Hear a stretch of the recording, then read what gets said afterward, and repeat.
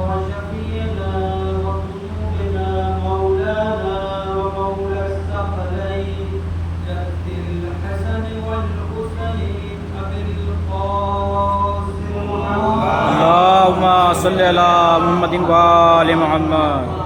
وعلى أهل بيته الطيبين الطاهرين المعصومين المنتقبين المنتجبين ولا لعنة الله على آبائهم أجمعين ومنكري فضائلهم وغاصبي حقوقهم.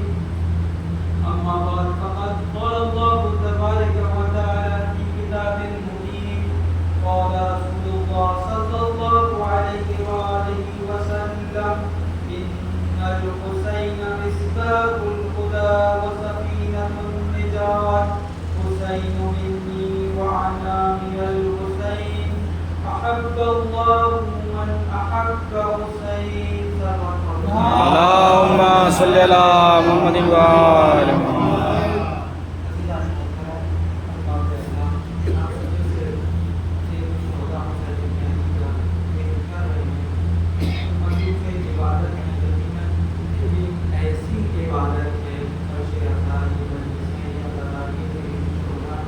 تمام عبادتیں جتنی بھی ہیں وہ اس پر اس عبادت پر ہیں، یعنی تمام واجب عبادتیں یعنی نماز، روزہ، حج، زکوٰۃ، خمس سب کچھ ایک مستحب عبادت پہ ٹکی۔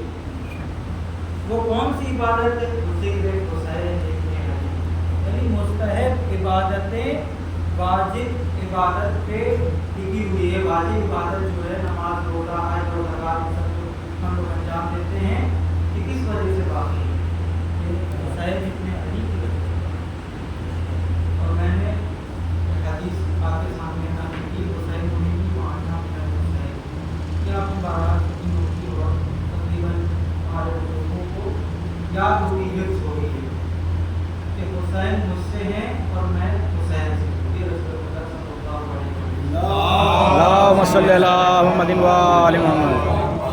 لیکن یہ حدیث کمپلیٹ نہیں ہے، اس میں رسول اللہ صلی اللہ علیہ وسلم نے آگے بھی سنایا کہ احب اللہ من احب حسین، یعنی کیا کہہ رہے ہیں رسول اللہ؟ کہہ رہے ہیں کہ پروردگار دو طرح سے اس کا جو ہے علماء نے ترجمہ کیا ہے، ایک قبلیہ اعتبار سے کیا ہے اور ایک دعائیہ اعتبار سے میرا ترجمہ ہے۔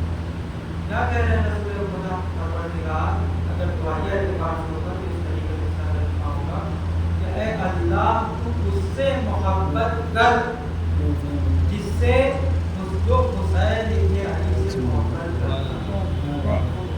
یعنی امت مسلمہ کا کوئی فرد یہ کہہ سکتا ہے کہ رسول خدا کی دعا قبول نہیں؟ کوئی ہے جو رسول خدا کو رسول مانتا ہو اپنا جیسا نہ مانتا ہو؟ وہ یہ بات کہہ سکتا ہے؟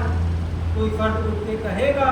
اور یہ حدیث جو ہے وہ خالی اپنے یہاں موجود نہیں ہے بلکہ اہل سنت حضرات کے یہاں بھی موجود ہے۔ بہت سی حدیثیں ہیں جیسے حدیث ثقلین، حدیث غدیر ہے، قرب غدیر پورا اہل سنت کے یہاں موجود ہے، خالی ہمارے یہاں نہیں۔ اسی طریقے حسین منی وعنا من الحسین بھی اہل سنت کے یہاں موجود ہے اور یہ بھی فقرہ موجود ہے۔ اور خود سلمان ندوی صاحب نے جب وہ کربلا زیارت پہ گئے تھے تو انہوں نے اس کا ذکر بھی کیا اپنی اسپیچ میں۔ انہوں نے بتایا کہ لوگوں نے خالی بغض کی وجہ سے، اہل بیت کے بغض کی وجہ سے انہوں نے جو ہے امام حسین سے دوری اختیار کی۔ تو کیا ہے امت مسلمہ کا کوئی فرد ہے جو کہہ سکتا ہے کہ نہیں رسول خدا کی دعا قبول نہیں ہوگی، بلکہ سب لوگ یک زبان ہو کے متحد ہو کے ایک آواز ہو کے یہی کہیں گے نہیں نہیں محبوب خدا ہے یہ رسول کریم، تو ان کی دعا کبھی رد نہیں ہو سکتی۔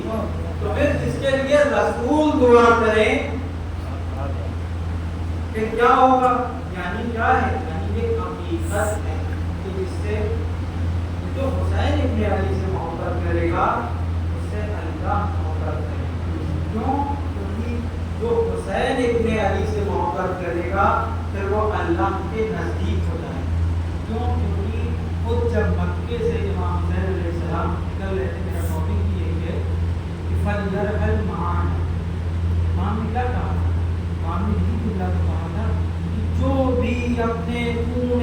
دیگر کا آخری قطرہ بہانے کو تیار ہے اور اللہ سے ملاقات کرنے کے لیے آمادہ ہے تو پھر وہ میرے ساتھ ہو جائے. فَلْيَرْحَلْ مَعَانَا، میں انشاءاللہ کل صبح یہاں سے حرکت کروں. یعنی پھر کیا ہونا چاہیے ہماری اداکاری کا؟ کیونکہ قدم پہ امام حسین علیہ السلام نے سکھایا، انہوں نے ہمیں مقصد دے کے بھیجا. کیونکہ امام حسین کا کوئی بھی حرکت، کوئی بھی قدم بے ہدف نہیں تھا، بلکہ امام بارہ اپنے ہدف کو کلیئر کر رہے. اور یہ بھی تو دشمن ان کے اوپر اشکال کر رہے کہ آپ شہرت کے لیے جا رہے ہیں، آپ جو ہے وہ چاہتے ہیں حکومت حاصل ہو جائے، آپ یہ چاہتے ہیں کہ فرقہ وانیت بڑھ جائے، آپ حکومت میں اتحاد نہیں کرنا چاہتے. امام نے بالکل کلیئر اپنا اسٹینڈ کیا. کیا کہا تھا امام نے؟ کہا تھا کہ میں امت کی اصلاح کے لیے چار باتیں امام نے بتائی ہیں. اور افسوس کی بات ہے کہ ہم لوگ دن میں ہم نے کاؤنٹ کیا تو 22 مجلسیں کم سے کم پڑھتے ہیں. اور اگر کوئی 15 سال کا بچہ ہے تو اس کا مطلب کم سے کم 10 سال کی عمر سے تو اس مجلسوں میں جو ہے باوجود ہو گئے قریب ہوگا. اور میں نے اس کا ٹیسٹ کیا، لوگوں سے پوچھا، 40 سال کے آدمی سے پوچھا اور 10 سال کے بچے سے، اس کو حضرت امام حسین نہیں ہوتا. تو پھر اس مجلس کرنے کا فائدہ کیا؟ امام حسین کو آپ کے مال کی ضرورت نہیں، آپ کے تبرک کی ضرورت نہیں ہے، بلکہ امام حسین کو آپ چاہیے. عبداللہ ابن حر جوفی یہی کہہ رہے تھے، تلوار لیتے تھے کہ مولا بہت اچھی تلوار ہے ہمارے، گھوڑا بھی ہمارے پاس تیز رفتار کا گھوڑا ہے. آپ لیتے تھے کہ امام نے کہا مجھے تلوار کی ضرورت نہیں، جس کے پاس عباس جیسا علمدار اس کو تلوار کی ضرورت ہے، جس کے پاس جناب علی اکبر جیسا بہادر معمول ہو پھر اس کو کس کی ضرورت ہے؟ میں تمہاری نجات کے لیے آیا. اور دوسری حدیث میں امام رسول خدا کیا کہہ رہے ہیں؟ ان الحسین مصباح الہدی، حسین ہدایت کے چراغ. یعنی اگر تمہیں ہدایت پانی ہے تو در حسین میں آنا. اور نجات کی کشتی، یعنی اگر تمہیں نجات حاصل کرنی ہے تو در حسین ابن علی کے دستک میں بنا اس کے کام نہیں چلے گا. تو ہمیں چاہیے کہ ہمیں حسین ابن علی کو صحیح سے ان کی رسی کو مضبوطی سے کامنا. کیوں؟ کیونکہ یہ خالی حسین ابن علی کو جس نے کام کیا یعنی اس نے اللہ کو پہچانا. کیوں؟ کیونکہ امام حسین مظہر خدا. کربلا کیا ہے؟ کربلا کاروان انسانیت ہے، جہاں انسان بنائے جاتے ہیں. کربلا دشمن شناسی کی دانشگاہ ہے، یہاں پر دشمن کی شناخت کی جاتی ہے. امام حسین نے سب سے پہلے اپنے دشمن کی شناخت کی. اور آپ کو معلوم ہے کیسے پتا چلے گا امام حسین کی دشمن کی شناخت کی؟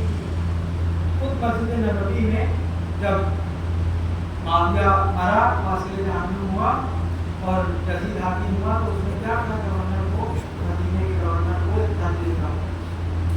اس نے کہا کہ 3 لوگوں سے آپ مجھے بیعت دے دیجیے. تو 3 لوگ کون تھے؟ عبداللہ ابن عمر ہیں جو دوسرے خلیفہ تھے، اور دوسرا کون سا ہے؟ عبداللہ ابن زبیر ہیں جو مولا علی علیہ السلام کے بھائی کے لڑکے ہیں. اور تیسرے کون ہیں؟ امام حسین علیہ السلام جو مولا علی علیہ السلام کے. جیسے ہی اس کے بعد فوراً اس نے مدینے کے گورنر نے کہا کہ امام حسین کو طلب کیا، اور معاویہ نے تینوں کے لیے بتا دیا کہ کیا کرنا ہے. نسخہ دے کے گیا، جانتا تھا کہ نااہل، اور نااہل کو جب حکومت ملتی ہے تو ظلم و جور بڑھ جاتا ہے اور دوسرے اس کا استعمال کرتے ہیں. اس کے بھی آگے آپ کو واقعہ ہوگا.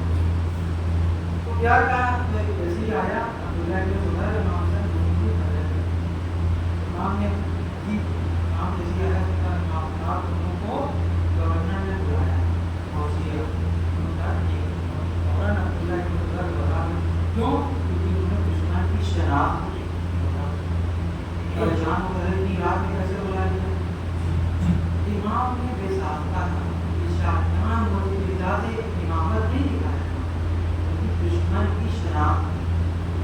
इमाम के साथ क्या था? इमाम ने कहा कि मुझे ऐसा लगता है कि मामला बढ़ चुका है और यजीद आगे है, इसलिए अब वो मुझसे बैयत चाहता है। अभी उसने डिक्लेयर नहीं किया था किस लिए बुलाया, इमाम ने फौरन बता दिया कि अब ये मुझसे बैयत चाहता है। कितनी जबरदस्त इमाम की वसीयत थी, दुश्मन की शनाख्त थी। इसीलिए कहा जाता है करबला में सबसे पहले मुकद्दर से करबला क्या है? दुश्मन की अपनी शनाख्त है। अगर आप दुश्मन की शनाख्त नहीं करेंगे तो कैसे दुश्मन से मुकाबला करेंगे? और हमारे सामने अगर हम फर्शियाता पे आ रहे हैं तो हमारा मकसद वही होना चाहिए जो इमाम हुसैन का मकसद। फिर मकसद कुछ और नहीं होना चाहिए, मकसद शोहरत नहीं होनी चाहिए।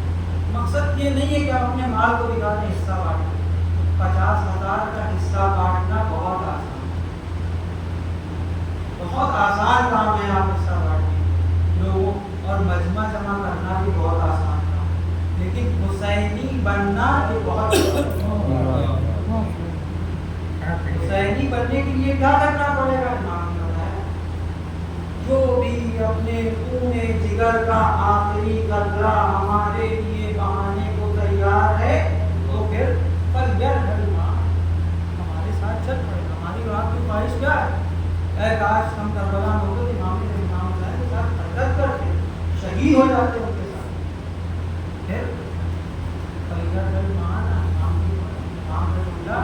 उस जमाने के लिए नहीं था, बल्कि आज के जमाने के लिए। लेकिन जगह जो है वो तब्दील हो गई है। कुल लोगों की आशूरा, कुल लोगों के करबला, चौथे नाम हर रोज आशूरा है और हर दिन करबला है। यानी अगर जॉब पे भी हो तब भी आशूरा, तब भी करबला है। अगर तुम घर में हो तब भी हुसैनी रहोगे, अगर तुम बाहर हो तब भी हुसैनी। और जो हमने कहा था कि ना अहम के बाद जब हुकूमत आती तो लोग उसका इस्तेमाल करते हैं, तो कैसे? यही वलीद जो मदीने का गवर्नर बना बैठा था, एक वक्त था लेकिन तीसरे खिलाफत में दूसरे का गवर्नर था, और वहाँ पर उसने क्या किया? शराब माशाल्लाह बेवकूफ़ पीते थे, शराब पी के उन्होंने 2 की जगह सुबह 4 का नमाज। अब दूसरे में तहका मिल गया, एक डेलीगेशन मालिक अशतर की सरबराही में फौरन सेंट्रल गवर्नमेंट की बात होगा कि आपके नुमाइंदे ने ये काम। अब उनके पास तो कोई जवाब था नहीं, क्या करते? लेकिन एक जो है दामाद मिल्लत, खलीफा के दामाद, उनके पास यानी इतने नाअहल थे ये खलीफा कि इनका दामाद चलाता था। उसने मोहर भी रख ली थी और फौरन उसने कहा कि मौका अच्छा है, मालूम है। तो जब नाअहल लोगों को हुकूमत मिलती है तो क्या होता है? मनसब मिल जाता है। तो यही होता है कि दूसरे के उनको चलाते हैं और फिर वो ज़लील और रुस्वा होते हैं। तो ये जो करबला है ये इसलिए बयान किया है, इसलिए नहीं जो दस्ता है सुन लीजिए, उठिए और चले जाइए। देखिए अब मैं इसके खिलाफ अगर पढ़ दूँगा तो आप लोगों को डिस्टार्ट हो जाएगा। ये दौरे वाली मजलिस का तसव्वुर क्या है? 10 मिनट में कौन सी हुई है पैगाम पहुँचेगा? एक शख्स यहाँ से उठा और तबर्रुक किया उसने, वजह दूसरे रिकॉर्डर तबर्रुक भी मिला, पहुँच गया। आगे बुजुर्गों ने शुरू किया तो बुजुर्गों ने बहुत कुछ शुरू किया। बुजुर्ग तो हाथ के पंखे में बैठते थे, आप मुझे एसी में लगा ये पंखे वाले। तो बुजुर्ग तो मेरे साइकिलों से चलते थे, आप अपने कार से चले। इसका मतलब हदफ है इमाम हुसैन हमारे लिए क्लियर नहीं। इमाम ने क्या कहा? इस्लाह के लिए हम इस्लाह की ज़रूरत है, इस्लाह करिए। दूसरा इमाम ने क्या कहा? अम्र बिल मारूफ और नही अनिल मुनकर। अब अम्र बिल मारूफ कैसे होगा? हमारे यहाँ तो मकसद ये कि एक आदमी हो सीधे सीधे जो है वो सर नीचे करता हो और चला जाए, गलत को गलत ना करे। तो और अच्छा आदमी बहुत सीधे आदमी, लेकिन किसी के उसमें पढ़ते ही नहीं है। जैसा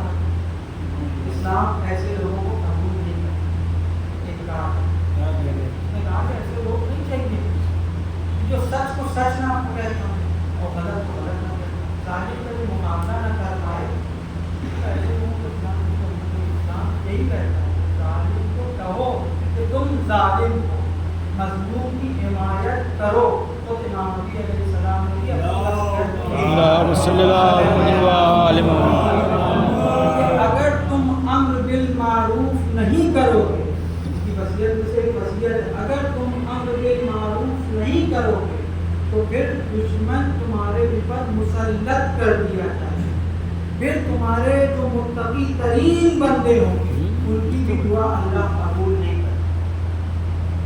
امر بالمعروف کا یہ اسلام کہتا ہے کہ امر بالمعروف یعنی نیکی کی ہدایت کرتے رہیے اور برائیوں سے لوگوں کو روکتے رہیے۔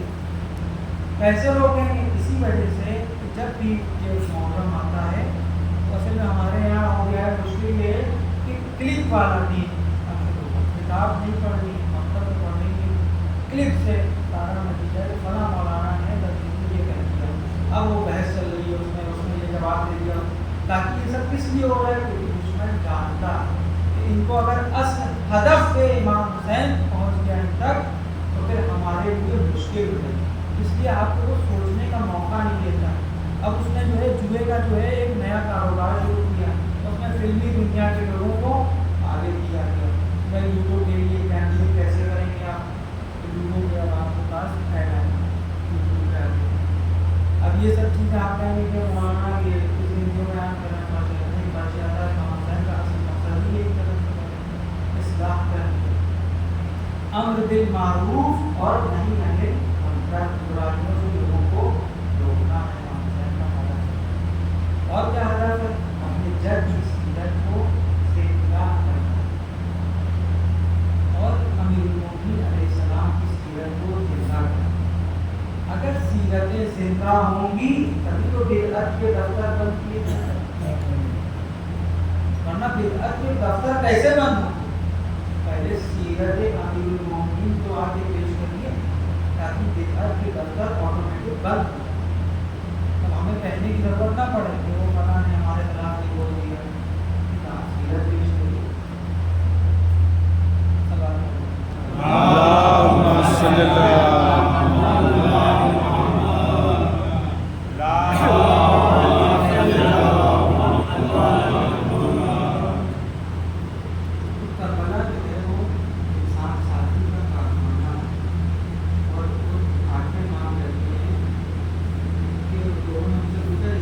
ہمارے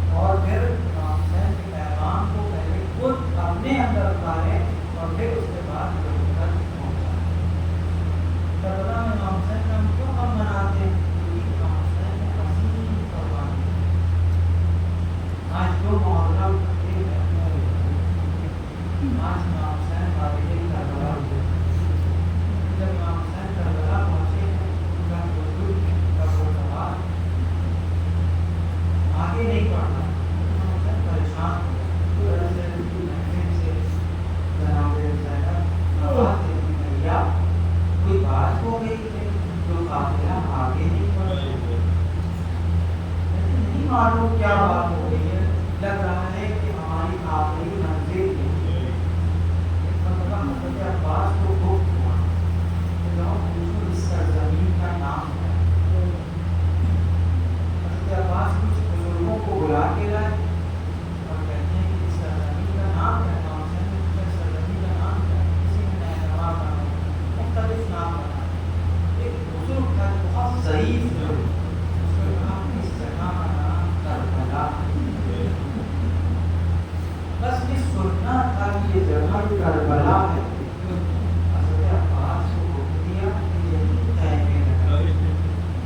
ज़मीन खरीदी इमाम ने, उसके बाद कहा कि तय में यही नस्ल पूछती है भैया आपको तो दूसरे जाना, आप यहाँ क्यों?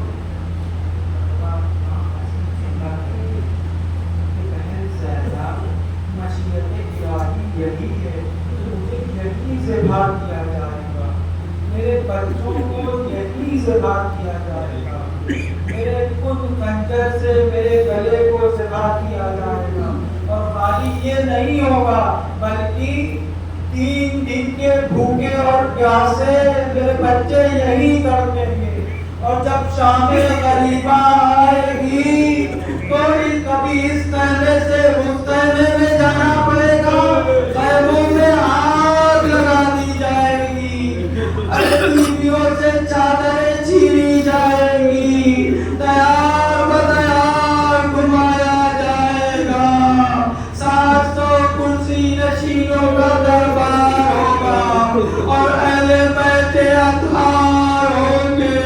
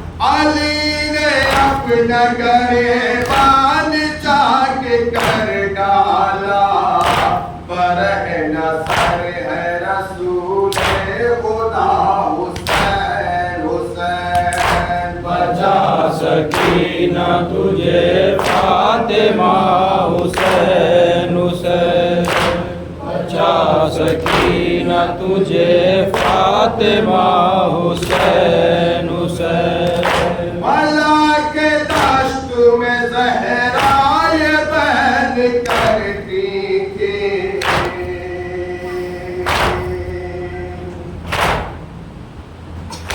بلا کے دشت میں زہرا یہ بہن کرتی تھی تھا 3 روز کا پیاسا میرا حسین حسین بچا سکینہ تجھے فاطمہ حسین حسین بچا سکینہ تجھے فاطمہ حسین حسین سکینہ کہتی ہے بابا میں کیا کروں بابا